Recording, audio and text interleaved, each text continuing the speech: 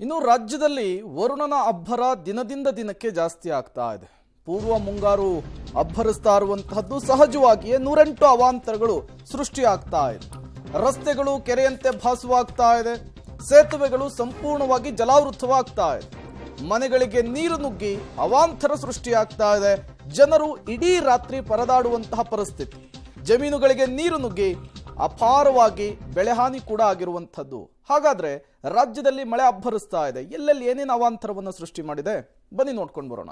ರಾಜ್ಯದ ಹಲವೆಡೆ ಮುಂದುವರಿದ ವರುಣಾರ್ಭಟ. ಮಳೆ ನರ್ತನಕ್ಕೆ ಕೆಲ ಜಿಲ್ಲೆಗಳಲ್ಲಿ ಅವಾಂತರ. ರಾಜ್ಯಾದ್ಯಂತ ಮಳೆ ಅಬ್ಬರಿಸಿ ಬೊಬ್ಬರಿತಾ ಇದೆ. ಜಿಲ್ಲೆಗಳಲ್ಲಿ ಮುಂಗಾರು ಪೂರ್ವ ಮಳೆ ಆರ್ಭಟ ಜೋರಾಗಿದೆ. ಸುಡು ಬಿಸಿಲಿನಿಂದ ಕಂಗೆಟ್ಟಿದ್ದ ರಾಜ್ಯದ ಜನರು ಇದೀಗ ಸುರಿತಾ ಇರುವ ಧಾರಾಕಾರ ಮಳೆಯಿಂದ ನೆಮ್ಮದಿಯ ನೆಟ್ಟುಸಿರು ಬಿಟ್ಟಿದ್ದಾರೆ. ರಾಜ್ಯದ ಬಹುತೇಕ ಜಿಲ್ಲೆಗಳಿಗೆ ಮಳೆರಾಯ ತಂಪೆರಿತಾ ಇದ್ದಾನೆ. ಭಾರೀ ಸಿಡಿಲು, ಗುಡುಗು, ಮಿಂಚು, ಗಾಳಿ ಸಹಿತ ಮಳೆರಾಯ ಆರ್ಭಟಿಸ್ತಾ ಇದ್ದಾನೆ. ಕೆಲ ದಿನಗಳಿಂದ ಅಬ್ಬರಿಸ್ತಾ ಇರುವ ಧಾರಾಕಾರ ಮಳೆ ತಂಪೆರಿಯೋದಷ್ಟೇ ಅಲ್ಲ, ಅವಾಂತರಗಳಕ್ಕೂ ಕೂಡ ಕಾರಣ ಆಗಿದೆ. ಧಾರಾಕಾರ ಮಳೆಗೆ ತಿಪಟೂರು ಬೈರಾಪುರದಲ್ಲಿ ಹಳ್ಳ ಕೊಳ್ಳಗಳು ತುಂಬಿ ಹರಿತಾ ಇದೆ.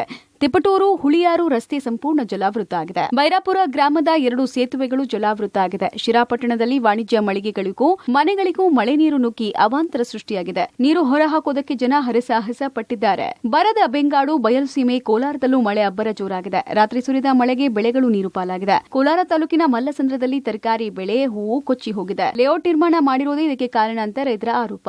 ಮಳೆಯ ನೀರು ಹರಿಯುವುದಕ್ಕೆ ಯಾವುದೇ ಕಾಲುವೆ ಇಲ್ಲ. ಇದ್ದ ಕಾಲುವೆಗಳನ್ನು ಒತ್ತುವರಿ ಮಾಡಿರುವ ಕಾರಣ ರೈತರ ಜಮೀನಿಗೆ ನೀರು ಹರಿತಾ ಇದೆ. ಇದರಿಂದ ಬೆಳೆ ಹಾನಿಯಾಗಿ ಲಕ್ಷಾಂತರ ರೂಪಾಯಿ ನಷ್ಟ ಆಗಿದೆ. ಪರಿಹಾರಕ್ಕೆ ರೈತರು ಒತ್ತಾಯಿಸಿದ್ದಾರೆ. ಇಲ್ಲಿ ಒಂದು ಲೇಔಟ್ ಇದೆ ಸರ್, ಒಂದು ದೊಂಬರಳ್ಳಿ ಮತ್ತೆ ದಕ್ಷಿಣ ಲೇಔಟ್ ಇದೆ. ಅಲ್ಲಿ ಒಂದು 60 ಎಕರೆ ಜಮೀನಿದೆ. ಆ 60 ಎಕರೆ ಜಮೀನು ಒಂದು ರಾಜಕಾಲುವೆಗೆ ನೀರು ವ್ಯವಸ್ಥೆ ಮಾಡಿಲ್ಲ ಸರ್ ಅವರು. ಆ 60 ಎಕರೆ ನೀರು ಈ ನಮ್ಮ ತೋಟದ ಮೇಲೆ ಬಿಟ್ಟಿದ್ದಾರೆ ಸರ್. ಆ ನೀರು ಬಿಟ್ಟಿರೋದ್ರಿಂದ ಈ ಸೌತೆ ಗಿಡ ಮತ್ತೆ ಬೀನ್ಸ್ ಗಿಡ ಮತ್ತೆ ಹೂವು ಇದೆಲ್ಲ ನಮಗೆ ನಷ್ಟ ಆಗಿದೆ ಸರ್. ನಾವು ಸಾಲ ಓಲ ಮಾಡಿ ಬೆಳೆ ಹಾಕಿರ್ತೀವಿ, ಆ ಬೆಳೆಗೆ ಇವರು ನೀರು ಬಿಟ್ಟಿದ್ದಾರೆ ಸರ್. ಈ ಥರ ಆಗಿದೆ. ಅದಕ್ಕೇನಾದರೂ ಒಂದು ಅನುಕೂಲ ಮಾಡ್ಬೇಕು ಸರ್ ಅವರು.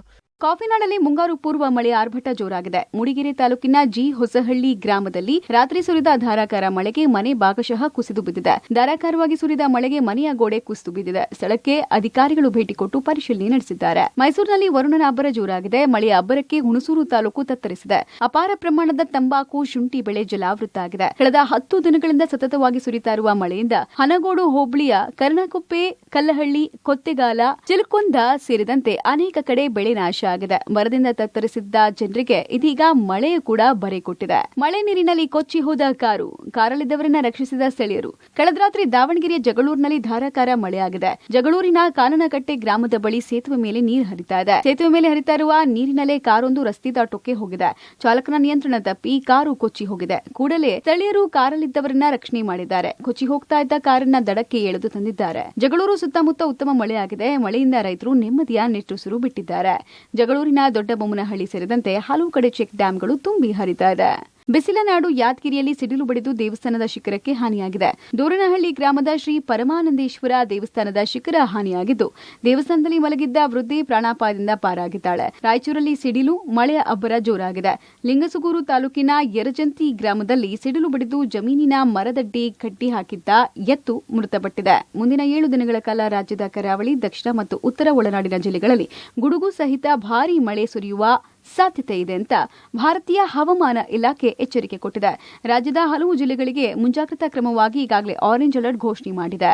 News desk, public TV.